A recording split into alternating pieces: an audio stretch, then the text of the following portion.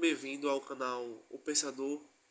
Nesse vídeo eu vou refutar aqui o apologista católico Ariel, onde está debatendo com o pastor Joaquim de Andrade. E tem aqui a imagem do vídeo, né? Aqui, se você que depois quiser acompanhar o debate que eles tiveram, você pode acessar aí no YouTube, né? O canal do pastor Joaquim Andrade, onde parece que ele faz um recorte do debate, né, resumido. E aqui, gente, eu vou fazer uma pequena refutação, já de início, onde o Ariel começa dizendo que na tentativa, antes de tudo, toda heresia católica se baseia na exegese, né, na falsa interpretação dos textos bíblicos, ou seja, todos os católicos que estudam a Bíblia, supostamente, impõem regras das quais a própria Bíblia não aceita. Ou seja, eles isolam termos, textos, isolam significados, entendeu? E impõem naquele texto, naquela palavra, algo que exatamente não está implícito no texto. Então, é uma prática herética, onde você não extrai do livro o conhecimento. Você põe sobre o livro o seu conhecimento, as suas ideias, as suas imaginações. E é assim que todas as seitas e religiões fazem. Cada um tem sua concepção, cada um tem sua interpretação. É óbvio que existe o fato, a interpretação e o que de fato é verdadeiro. E para ter isso em mente é preciso primeiramente do Espírito Santo de Deus, que é o Espírito da verdade, e a Escritura, nada mais nada menos. Porém, sobretudo, entenda que todo católico entende que a Bíblia é subordinada à Igreja Católica. Então, não faz sentido ele citar a Escritura porque ele segue a Igreja Católica. Ele não segue a Escritura. É tanto que a Bíblia, para a cosmovisão católica, é inferior, e sim em relação à Igreja Católica. A Igreja Católica é superior à Bíblia, entendeu? Porque se a Bíblia diz algo contrário à Igreja Católica, o que importa é o que a Igreja Católica de Roma ensina, não a Escritura. Então, voltando aqui exatamente ao assunto, o Ariel disse que por causa de que Maria é chamada de ave, né, o título, seria assim digna de veneração, maior do que os anjos, né, enfim, toda uma coisa que não faz sentido. E baseado nessa falsa premissa, eu vou mostrar aqui a vocês apenas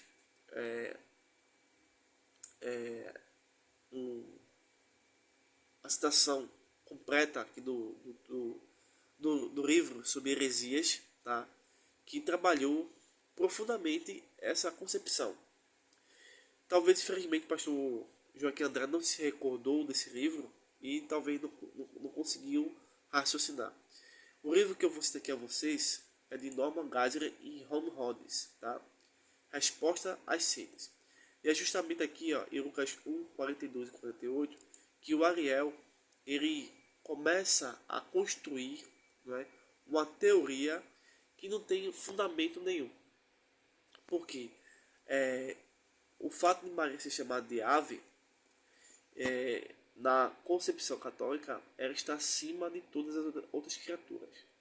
A minha interrogação no debate, se eu pudesse ter, a primeira é o seguinte: então, se uma pessoa é chamada de ave, né, é digna de veneração? A resposta, baseada no texto que ele está citando, é sim. Por quê? Na visão, óbvio, católica, Maria é corredentora, mediadora, sem pecado. Só que César também é chamado de ave. Então, eu vou venerar César? Não. Do mesmo modo que eu não posso venerar Maria. Ok? Nenhum, nem outro. Mas a gente vai entender esse termo, certo? Que não quer dizer exatamente adoração, veneração, tá? A tradução que a gente tem, o significado que a gente vai observar aqui é extremamente diferente do que essa tentativa de divinizar Maria que os católicos têm feito no decorrer do tempo. Então, ou seja, o Ariel aqui busca um debate com o pastor Joaquim, já jogando texto sem contexto, né? Então é uma hermenêutica defasada, uma hermenêutica retrógrada, uma hermenêutica deficiente, que não tem respeito pela escritura. Tá? É um verdadeiro desrespeito com o Filho, com o Pai, com o Espírito. Né? É justamente isso que os filhos da trevas fazem. Então ele vai se concentrar nesse versículo aqui, todo, tá? Para tentar mostrar que Maria, por ser chamada pelo menos uma única vez de ave pelo um ser angelical, diria, na visão católica, que Maria é, portanto, de forma resumida, maior do que todos nós, ou do que todos os anjos e tudo mais. A gente vai ver que isso não tem nada a ver, tá? De acordo com esse material que estou aqui trazendo a vocês. E, primeiramente, se você gosta do vídeo, compartilha, se inscreva no canal, certo? Deixe seu comentário para se quer saber a sua opinião também. Se você conhecer esse texto, se você conhecer esses autores, se você conhecer essas abominações, né? E nos ajuda aí a melhorar cada vez mais, tá bom? Bem aqui, Lucas capítulo 42 e 48. Esses versos mostram que Maria deveria ser venerada acima de todas as criaturas, como reivindicam os católicos romanos, lembrando que é baseado em uma expressão ave, ok? É só nisso aí, ok? Que eles acreditam que por causa disso ela deve ser venerada, ok? Adorada, certo? Veja só, muita atenção aqui, tá bom? Vou fazer uma leitura muito calma para poder ser bem entendido. Porque o grande erro das pessoas hoje em dia é usar o mesmo termo com outro significado para tentar distorcer o verdadeiro significado. Eu posso estar falando de Maria aqui, só que o católico vai entender Maria de um outro jeito, porque ele modificou o significado. O significado correto é o que está na Bíblia, não o que o católico ou o que a Igreja Romana diz, ok? Isso serve para tudo. Veja só, de acordo com o ensinamento da Igreja de Roma, a Maria, a Mãe de Deus, confere-se o direito de receber o culto de hiperduria. Infelizmente, a religião de Roma inventou teorias que não se sustentam, certo? Que não tem amparo bíblico, né? Tem hiperduria, duria, enfim, coisas que não faz sentido nenhum. E isso é uma ofensa novamente aqui a vocês, estou dizendo, porque não tem base bíblica de forma nenhuma. Vocês vão verificar aqui agora. Então, isso significa que Maria deve ser venerada e honrada em um nível mais alto do que outras criaturas, sejam anjos ou santos, né? ou seja, aqui os profetas. Então ela está acima de todos, basicamente, aqui nessa ideia aqui. Contudo, esta veneração a Maria é substancialmente menor do que a cultus latria, que é a adoração. Então eles criaram graus de adoração, criaram graus, né, para os santos e para Maria, né, que é devida somente a Deus, mas maior do que cultus duria, que é a veneração, devida a anjos e a outros santos. É realmente algo de destruir a mente da pessoa, porque não tem amparo bíblico essas expressões ou essas informações que a Igreja de Roma tenta aí jogar na mente do povo. A fonte de especial veneração devido à Mãe de Deus é encontrada na Escritura, em Lucas 1, verso 28, que diz: Salve, agraciada, o Senhor é contigo. A saudação de Isabel, cheia do Espírito Santo. Verso 42 completa: Bendita és tu entre as mulheres, e bendito o fruto do teu ventre. As palavras proféticas da Mãe de Deus são encontradas no verso 48, pois eis que desde agora todas as gerações me chamarão de bem-aventuradas. A grande questão aqui, pessoal, é que Maria foi chamada de ave, Maria foi chamada de bendita, enfim, os termos bíblicos. Só que é por causa, é consequência, certo? Da existência do Filho de Deus. Ela por si só não é bendita, ela por si só não é ave, ok? Ela por si só não é ninguém. Ela só passou a ser alguém, passou a ser redimida porque o Filho de Deus estava ali no ventre. Sem isso, anjo nenhum, sem angelical nenhum, chegaria a Maria. Só depois que Jesus já estava sendo ali, né?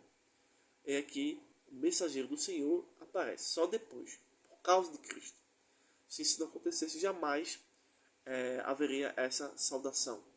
Perceba as traduções e as expressões aqui para melhor entendimento, que todavia se distancia do primeiro argumento do Ariel. Então aqui a gente percebeu já a falsa informação que eles passam para vocês, percebemos o que os versículos estão dizendo, e aqui agora vamos passar por um segundo momento, que é corrigir a má interpretação feita pelos falsos profetas. Então, nada nesses versos oferece suporte à conclusão de que Maria deve ser venerada acima de todas as criaturas e abaixo de Deus. Isso é extremamente estranho à Escritura, mas eles insistem dessa forma, ok? Então o texto não diz nada a respeito da veneração ou oração dirigida a Maria. Eles simplesmente chamam Maria de abençoada por Deus, coisa que ela realmente foi. Contudo, de modo contrário à prática católica, Maria não foi abençoada acima de todas as mulheres, mas sim simplesmente foi a mais abençoada dentre todas as mulheres. Até mesmo a Bíblia Católica lê-se: a mais abençoada és tu dentre, não acima das mulheres. Isso não é uma distinção, mas uma diferenciação. É uma estranha lógica argumentar que, uma vez sendo ela a mais abençoada dentre as mulheres, isso faça com que seja digna de mais honra do que qualquer outra mulher. Ela foi a mãe da humanidade, uma honra evidente que nenhuma outra pessoa possui, inclusive Maria. E contudo, Eva não é venerada pelos católicos, de acordo com a sua abençoada posição. Além do mais, mesmo grandes pecadores que alcançaram o perdão são tremendamente abençoados, mas não necessitam ser tidos em mais alta estima do que outros por causa disso. Abraão foi chamado de pai da fé. Mesmo tendo mantido o respeito à sua esposa, foi dito a respeito de Davi que o seu coração era completamente devoto ao Senhor, seu Deus. Contudo, ele cometeu adultério e assassinato. Não existe sequer um exemplo no Novo Testamento em que qualquer veneração tenha sido oferecida a Maria. Quando os magos vieram à manjedoura por ocasião da natividade para visitar a criança, a Bíblia declara que eles o adoraram e não a Maria. Além disso, mostraram-se em ato de veneração diante de qualquer criatura, mesmo que sejam anjos. É proibido pela Escritura. A Bíblia deixa óbvio que não devemos fazer imagem de qualquer criatura ou mesmo nos prostrar diante delas em um ato de devoção religiosa.